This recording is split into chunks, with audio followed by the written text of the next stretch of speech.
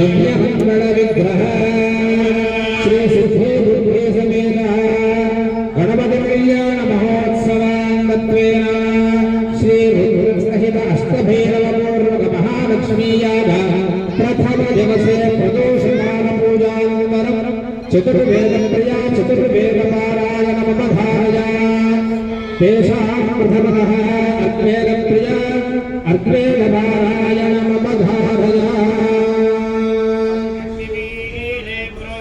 यज्ञस्य देवप्रियं स्वस्ति అంటే మనకు ఉన్నటువంటి దిక్కులు 4 ఉన్నాయి సార్. అంటే అష్టవక్ర తూర్పు పడమర ఉత్తరం దక్షిణం ఉన్నటువంటి 4 దిక్కుల్లో కూడా 4 వేదాలు ఏర్పడి ఉన్నాయన్నమాట.